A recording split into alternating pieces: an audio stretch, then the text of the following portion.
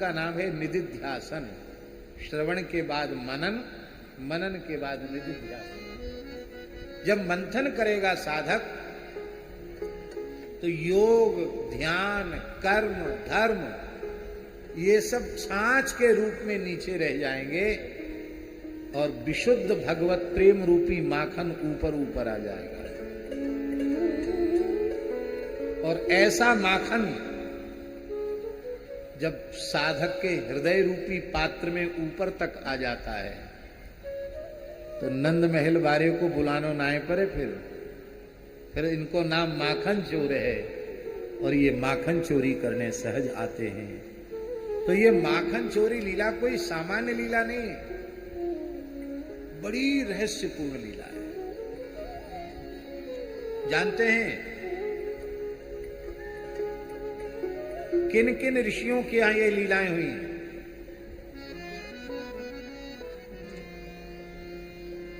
एक उग्रतपा नाम के ऋषि थे, पद्म पुराण में लिखा है। वे बड़े अग्निहोत्री दृढ़व्रती थे। उन्होंने पंचदशाक्षर कृष्ण मंत्र का जप किया, नवकिशोर रासोन्मत्त श्री कृष्ण का ध्यान किया और ये साधना उनकी 100 कल्पों तक चलती रही।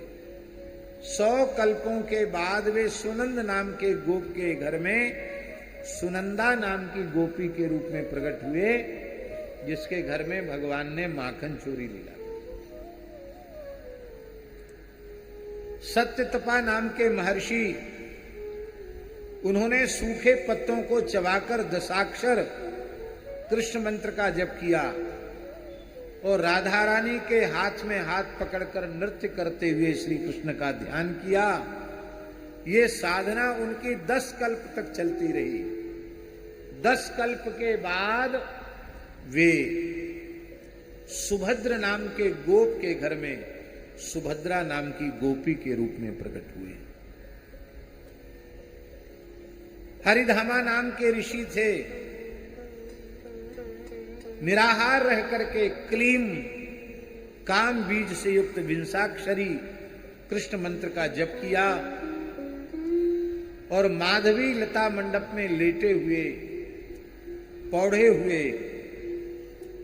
युगल सरकार राधा माधव श्यामा श्याम का ध्यान किया। ये साधना उनकी 3 कल्पों तक चलती रही।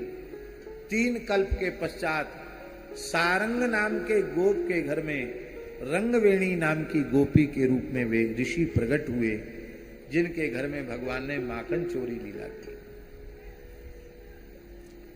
महर्षि जावाली ब्रह्म ज्ञानियों में श्रेष्ठ माने जाते हैं। इन महर्षि जावाली की तपस्थली है नर्मदा का किनारा जबलपुर। ये जबलपुर जो है ना शर्मा जी, ये जावाली ऋषि की ही तपस्थली। जावालीपुर से जबलपुर हो गया। इसका प्राचीन नाम क्या था? जावालीपुर। जावालीपुर से जबलपुर हो गया। ब्रह्म ज्ञानियों में शिरोमणि महर्षि माने जाते हैं जावाली। लिखा है शुको मुक्तः जावालिर मुक्तः। सुखदेव जी को मुक्त कहा, श्रुति भगवती ने जावाली को मुक्त कहा। वो जावाली ऋषि सोचते थे अपने मन में कि ब्रह्म ज्ञान प्राप्त कर लेना, तत्व ज्ञान प्राप्त कर लेना जीवन की सर्वोच्च उपलब्धि यही है।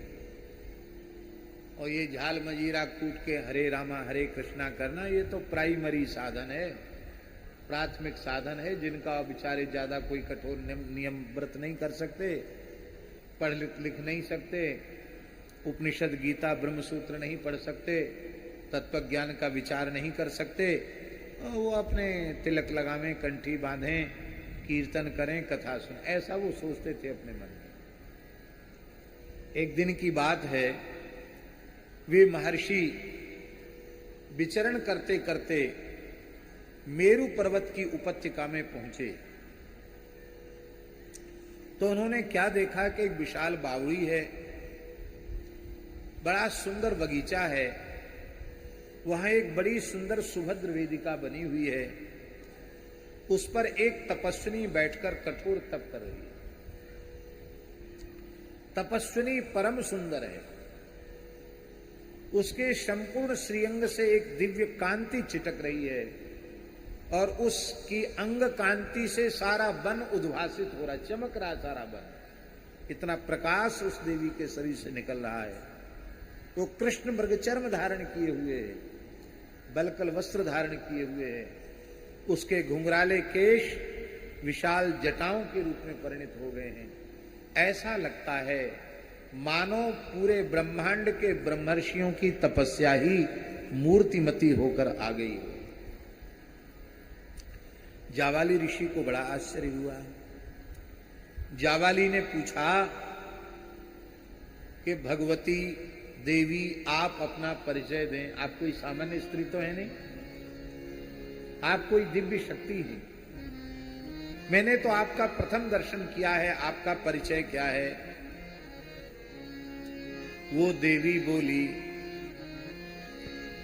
ब्रह्म विद्या मतुला योगींद्रैर्मृग्यते चया साहं हरिपदां भोज काम्यया सुचिरं तपः ब्रह्मा नंदेन पूर्णा तेनानंदेन तृप्तधि चराम्यस्मिन् वने घोरे ध्यायन्ति पुरुषोत्तमम् तथापि शून्यमात्मानं मन्ये कृष्ण रतिं विना।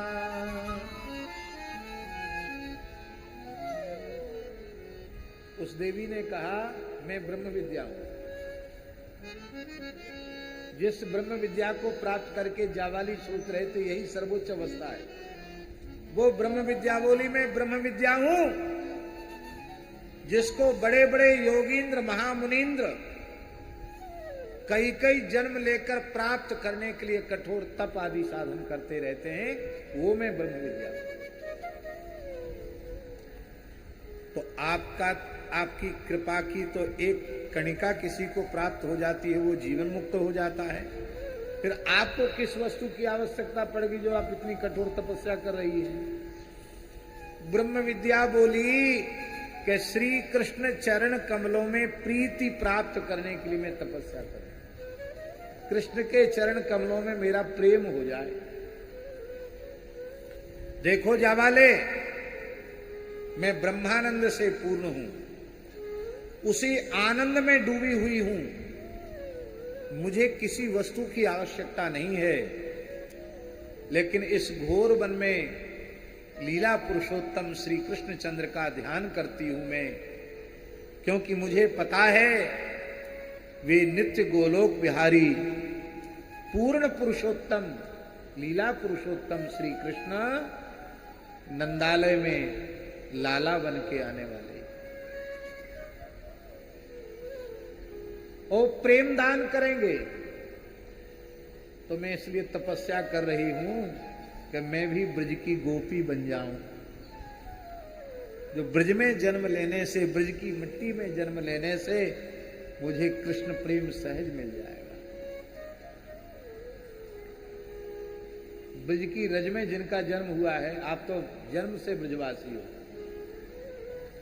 ब्रज की रज में जिनका जन्म हुआ है उनका भगवत संबंध जन्म से ही है,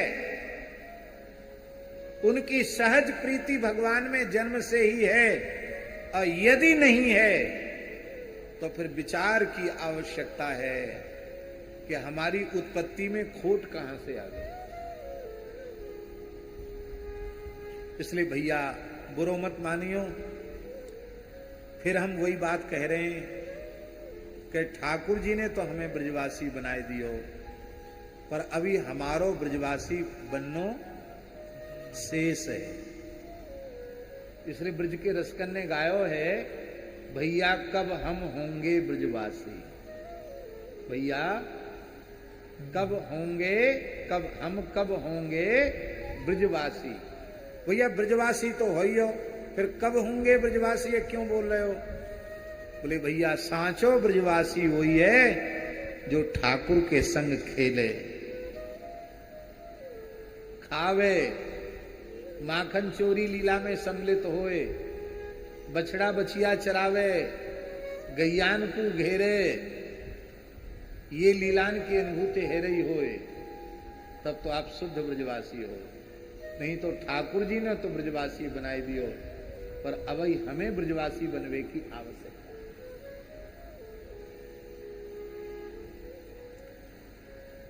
वो कह रही मैं ब्रजवासिन गोपी बनना चाहती हूं, तथापि शून्यमात्मानं मन्ये कृष्ण रतिम बिना। कृष्ण रति के बिना हे जाबाली ऋषि में अपने को सुना अनुभव करती। जाबाली ऋषि जो सोच रहे थे कि ये भगवान से प्रेम करना, भक्ति करना, भगवान के लिए रोना, ये प्राथमिक अवस्था है, ये उच्चावस्था नहीं है। उच्चावस्था तो ब्रह्म ज्ञान की है। आज उनका अहंकार ठंडा पड़ गया। बोले अब हमको भी गोपी बनाने का मार्ग बताओ, हम भी गोपी बनना चाहते हैं। तब ब्रह्म विद्या ने उनको कृष्ण मंत्र का उपदेश किया और एक पैर से खड़े होकर के जाबाली ऋषि ने 9 कल्प पर्यंत तपस्या की। तब प्रचंड नाम के गोप के घर में चित्रगंधा नाम की गोपी के रूप में महर्षि जाबाली आए। आप लोग कहेंगे कि ये पद्म पुराण और कई पुराणों से आप क्यों सुना रहे हैं? कथा तो आपकी बहुत पीछे चल रही है, इतनी विस्तार आप क्यों कर रहे हैं? हम इसलिए कह रहे हैं कि ये माखन चोरी लीला सामान्य लीला नहीं है, बच्चों का खेल नहीं है। जिन गोपियों के घर में ये लीला भई है वे सब अमलात्मा, बिमलात्मा, योगींद्र, महामुनिंद्र, आत्माराम, आत्मकाम, परम निष्काम, जीवन मुक्त ऋषि हैं जो ब्रज में आए के गोपी बने हैं। और उनके घरन में आए के ठाकुर जी ने उनके प्रेम का आदर देने के लिए माखन चोरी की। गोपी जब धार काटती है तब कृष्ण का चिंतन करती है। हमारे यहाँ दूध को कन्हैया पीवोगे कि नहीं? नहीं आए तब छान करके औटाती है, मिश्री मिलाती है, तब फिर ध्यान करती अब श्याम सुंदर आ जाएं। फिर नहीं आए तो जामन डालते समय दही जींबे आ जाएं। फिर नहीं आए तो दही मत कर माखन निकालते समय आज मेरी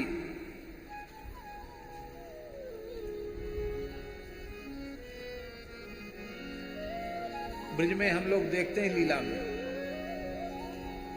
आज मेरी कुटिया में आओ नंदलाल, चले आओ गोपाल, दर्शन की प्यासी गुजरिया श्याम। आज मेरे अंगना में आओ नंदलाल, चले आओ नंदलाल, दर्शन की प्यासी गुजरिया श्याम। आज मेरे अंगना में आओ नंदलाल, चले आओ गोपाल, दर्शन की प्यासी गुजरिया श्याम। रैन नहीं सोए उठी भोर ही बिलोवे, रैन नहीं सोए उठी भोर ही बिलोवे, रैन नहीं सोए उठी भोर ही बिलोवे, रैन नहीं सोए उठी भोर ही बिलोवे। गावे और ध्यावे तोई को नंदलाल, तोई को नंदलाल, दर्शन की प्यासी गुजरिया श्याम।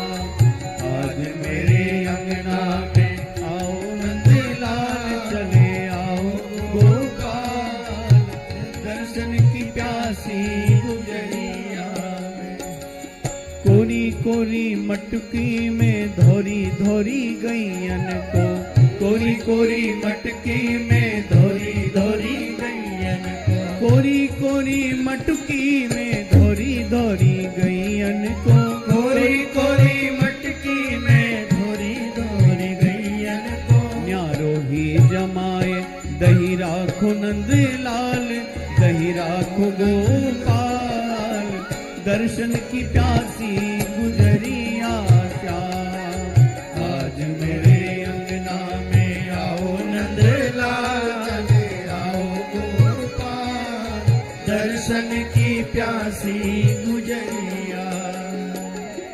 खाओ ब्रज रानी को माखन नित्य प्रति, खाओ ब्रज रानी को माखन नित्य प्रति। यशोदा जी का माखन तो रोज खाते हैं, आज इस गरीबनी ग्वालिन का माखन भोग लगाने के खाओ ब्रज रानी को माखन नित्य प्रति, खाओ ब्रज रानी को माखन नित्य प्रति। प्रेम ते गरीबनी को खाओ नंद लाल, चले आओ गोपाल, दर्शन की प्यासी गुजरिया श्याम। प्रेम ते गरीबनी को खाओ नंद लाल, चले आओ नंद लाल, दर्शन की प्यासी गुजरिया।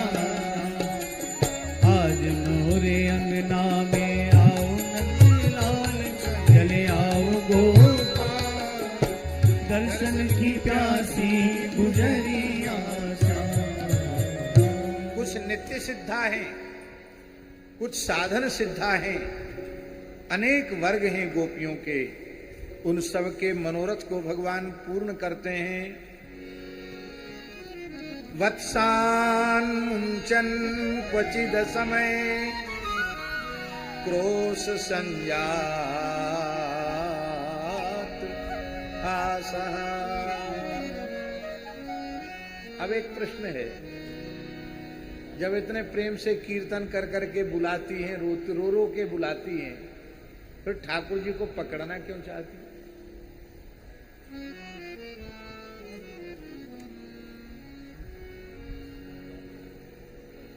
इसका बड़ा सुंदर उत्तर सूरदास जी ने दिया।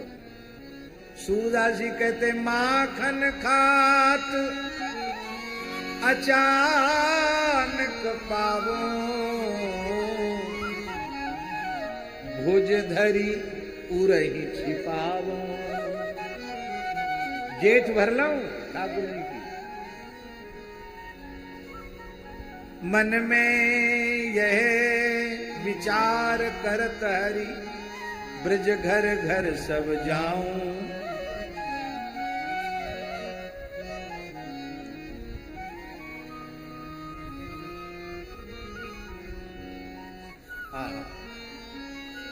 तो इसलिए गोपी कृष्णा लिंगन प्राप्त करना चाहती है, और ठाकुर जी लीला करके चले जाते हैं तो लीला का सुख से वंचित। तो देर तक ठाकुर जी के साथ लीला सुख का आस्वादन हो, एक बार फिर शिकायत करने नहीं जाती यशोदा जी के आनंद महल में। शिकायत तो बहाना है, वो लाला का मुखचंद्र देखने जाती हैं, उनकी मधुर माखन चोरी लीला का कीर्तन करने के लिए जाती हैं, और ये भाव भंगिमा देखने जाती हैं कि अपने लाला की लीलांकु सुन के मैया को मुखारविंद कैसे हुए हो, मैया की कैसी भाव भंगिमा होगी, वह को देख भी जाती है। ये प्रेम की लीला है, ऊपर से कठोरता है और भीतर भाव की प्रवणता है। भीतर में प्रेम बहुत अधिक है, पर बाहर से गोपी शिकायत करती है, अनेक उपाय करती हैं कि कैसे ठाकुर जी को माखन चोरी करते हुए पकड़ा जाए। वत्सान मुंचन क्वचिद समये, क्रोश संजात हासा। एक लीला हो गई, एक गोपी ने माखन की मटकी ओखली में रख दी और ओखली के ऊपर मूढ़ा डाल दिया आसन डाल के बैठ गई। ठाकुर जी सखान के संग पधारे तो गोपी ने कहा, आओ आओ लाल जी पधारो, या गर्विनी की कुटिया में, गर्विनी के घर में आप आए हो, आपने बड़ी दया करी, पधारो प्रभु। अपनी चोर मंडली के साथ आए हो, बड़े सौभाग्य की बात है। देखो लाला, या घर में जो कछु है सो सब कछु तेरो है, या में चोरी की आवश्यकता ना है। जब सब कछु तेरो है तो तू प्रेम से हमारे सामने बैठ के भोग लगा। बस बात ये है कि माखन खोजनो पड़ेगो तो है यही घर में, पर तो खोजने में श्रम करना पड़ेगा भैया। एड़ी चोटी को पसीना एक है जाए तब नेक्सो माखन निकसे, दुल्लर ते तिल्लर रह जाऊं तब माखन निकसे। तो इतनी मूल्यवान वस्तु को खोजने में श्रम तो करना पड़ेगा कि नहीं। ठाकुर जी बोले खोजूंगो। पूरे घर में छानबीन कर लई, माखन कहूं नहीं पायो। छींके खाली पड़े, मटकी खाली पड़ी।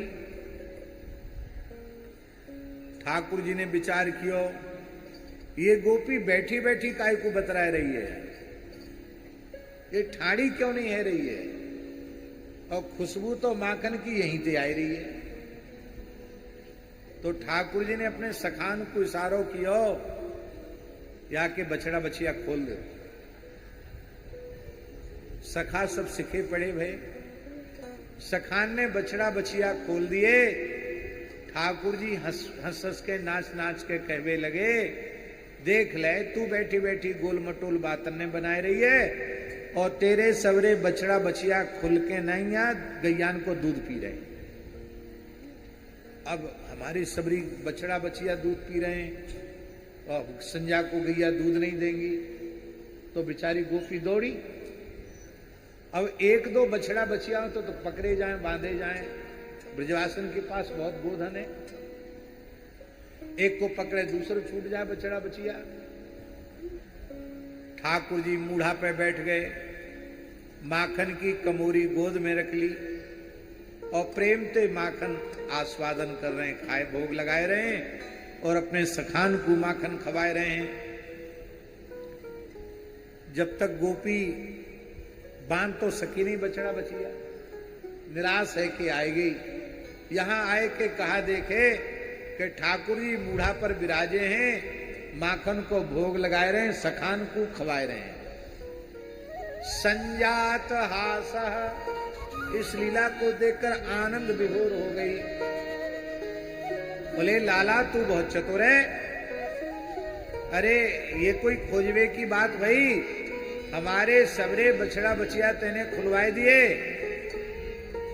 ठाकुर जी बोले देख ले गोपी, जो जीव ज्यादा चतुराई हमारे संग करे ना, वह को फल यही मिले, वह परिणाम यही मिले।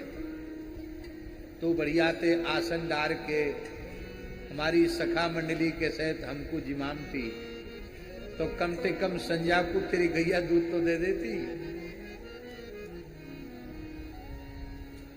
ठाकुर जी अंगूठा दिखा के हंसने लग जाते, चिढ़ाने लग जाते हैं। गोपी वह झांकी अपने हृदय में सदा सर्वदा के लिए उतार लेती है। बड़ा सुंदर अर्थ किया है जीव गोस्वामी जी महाराज ने। वो कहते हैं ये लीला क्या है, ये वस्तुतः अविद्या से, अविद्या के खूंटा से बंधे हुए जीव रूपी बछड़ा को कर्म बंधन से जब ठाकुर जी मुक्त करना चाहते हैं तो ऐसी लीला करते हैं। ये बछड़े कौन है? बछड़े जीव हैं।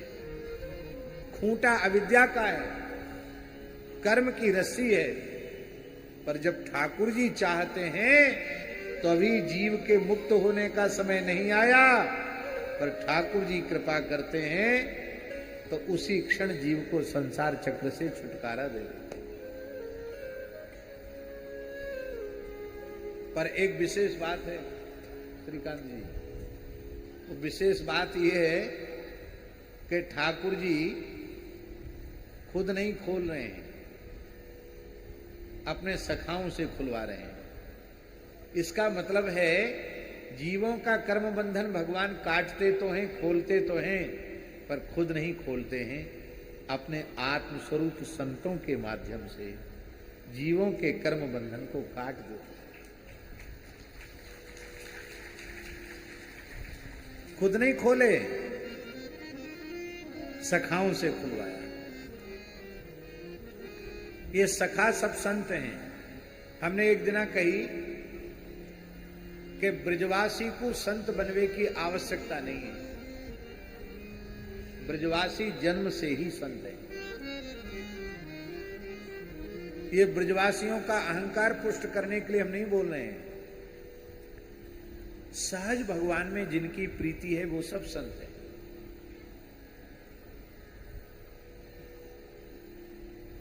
बोलो भक्तवत्सल भगवान की जय। जैसा निश्चल निष्कपट प्रेम ब्रजवासियों का ठाकुर जी श्री जी में है, वैसा निश्चल निष्कपट प्रेम बड़े बड़े अमलात्मा विमलात्मा ऋषि महर्षियों को भी बोला। ये प्रेम क्या है? आत्मीयता। तो आपको हमारी बात पे विश्वास न हो तो देख लियो, रंगीली होरी आवे, नंदगाम के सब ग्वारिया गोप होरी खेल में बरसाने में जाएं और वहां गोपी उनके संग होरी खेलें। आप यदि भावपूर्वक उस लीला का दर्शन करें तो आपको यह नहीं लगेगा कि कलयुग की घटना है, आपको लगेगा कि द्वापर युग में हम आ गए हैं। तो साक्षात ये ग्वारिया हैं, साक्षात गोपी हैं। इन ग्वारियन के झुंड में ही कहूं न कहूं दाऊ दादा हैं, इन ग्वारियन के झुंड में ही कन्हैया हैं, और इन गोपिन के झुंड में कहीं न कहीं राधा रानी। उस समय जिस भाव से वो खेलते हैं लठमार होली, उस भाव में कृत्रिमता नहीं है, बनावटीपन नहीं है, उसमें स्वाभाविकता है। यही शुद्ध प्रीति है। अभी हम नाम भूल रहे हैं, आप लोगों में से किसी को पता होगा, हमारे वृंदावन में एक महापुरुष थे, श्री बीण विनोद कुंज वाले महाराज जी के परिकर पूज्य बाबा श्री मनोहर दास जी, बहुत उच्च कोटि के महात्मा थे। उनने हमको एक घटना सुनाई। बोले नंदगाम के एक ब्रजवासी नंदलाला के अंग सेवी गुसाई बोले हमारे संग जगन्नाथपुरी गए, तो जगन्नाथ जी का स्वरूप तो अलग ढंग का है। तो बोले भैया ये कौन से ठाकुर हैं? बोले तुम्हारो कन्हैया है। इतना सुनते ही बोले ऐसी दशा कैसे हो गई ठाकुर जी की? बोले ब्रजवासियों के विरह में, ब्रजवासियों के प्रेम में ठाकुर जी को श्रीअंग गल गए हो। इतना सुनते ही वो बता रहे थे कि उन गोसाई जी को इतना भावावेश हुआ और वो कितनी तेजी से आवेश में दौड़कर जगन्नाथ जी से लिपट गए और रोके कहें लाला चल नंदगाम में चल। कहा कर रहा हो तू यहां? देख तेने अपनी कागत कर रखी। लोग तो समझे पागल हो गए। उनको तो महाराज जी लोगों ने धक्का मुक्की भी की, लेकिन वो उसी प्रेम के आवेश में। ये नंदगांव के किसी गोसाई की घटना है, श्री मनोहर दास बाबा ने हमको बताई। अब इतनी शुद्ध प्रीति किसमें होगी कि जगन्नाथ जी से ये कहे कि चल लाला नंदगाम चल। ये शुद्ध प्रीति ब्रजवासी है।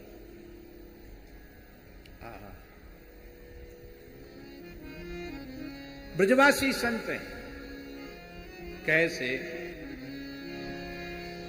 हमारे वृंदावन के एक भगवत साक्षात्कार संपन्न महापुरुष थे, पूज्य पंडित श्री जगन्नाथ प्रसाद भक्तमाली जी। वे कहते त्रेता में बानर भय द्वापर में भय ग्वाल, कलयुग में साधु भये, तिलक छाप अरुमाल। वो कहते थे सब ठाकुर जी के सखाई हैं। त्रेता में लीला करवे ठाकुर जाए तो बंदर भालू है गए, ब्रज में द्वापर में लीला करवे आए तो ग्वालवाल है गए, और कलयुग में यही ठाकुर जी के सखा संतन के रूप में आए।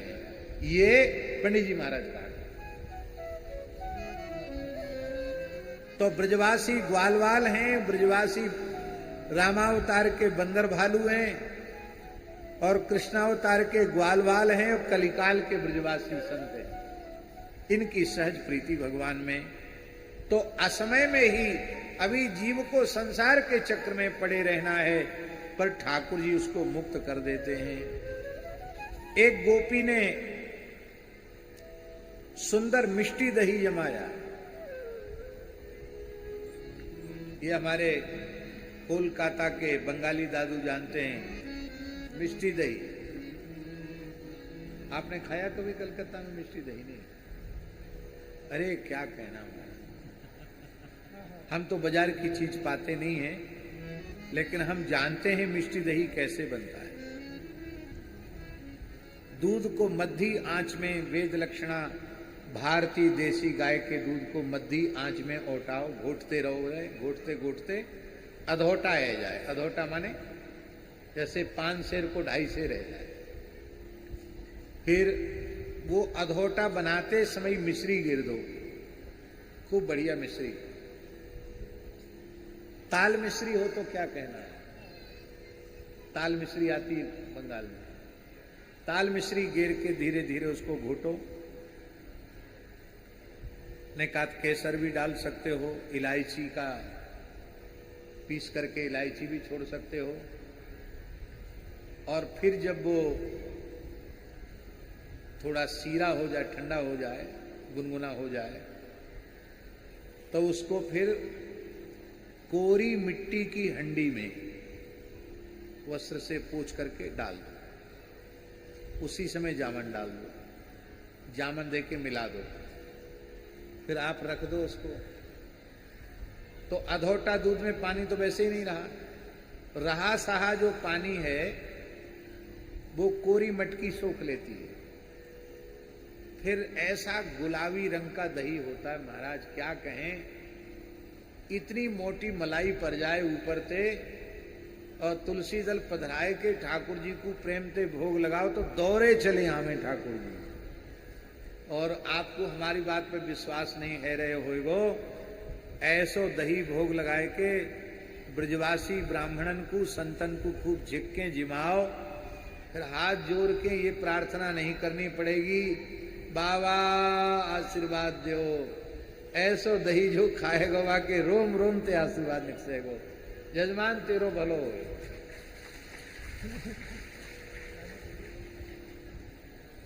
ऐसी सुंदर मिष्टी दही गोपी ने मीठा दही जमाया और आवाहन किया कि ठाकुर जी हमने आपके लिए मिष्टी दही जमाया है, मीठा दही जमाया है, आप कृपा करके पधारो। ठाकुर जी गोपी के घर पधारे। अंधेरे घर में, अब तो नए ढंग के मकान बनने लगे। पहले तो हमें खूब स्मरण है 1984 में हमने 84 कोस की परिक्रमा पैदल करी। तो अब ये बहुत पुरानी बात तो नहीं 1984 की, पर 1984 का हमें स्मरण है। ब्रज में गांव प्रायः कच्चे मकान थे। गांव में मोटी मोटी मिट्टी की दीवार, छप्पर, और अब बढ़िया बढ़िया मकान बनने लगे गामन में। नहीं तो गामन में मकान कहाँ थे, न बिजली थी है? हाँ, वो हर साल मरम्मत करनी पड़ती मिट्टी के घरन की।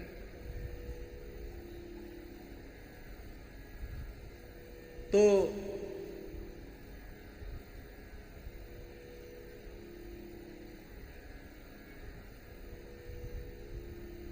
एक अंधेरा घर होता है, अंधेरा घर, मोटी दीवार को कच्चो घर, उसमें ठंडक रहती है।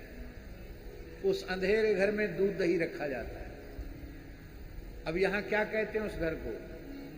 संस्कृत भाषा में उसे अंतर्गृह कहते हैं। क्या कहते हैं? अंतर्गृह। कहीं कहीं उसको मड़ा बोलते हैं, मड़ा।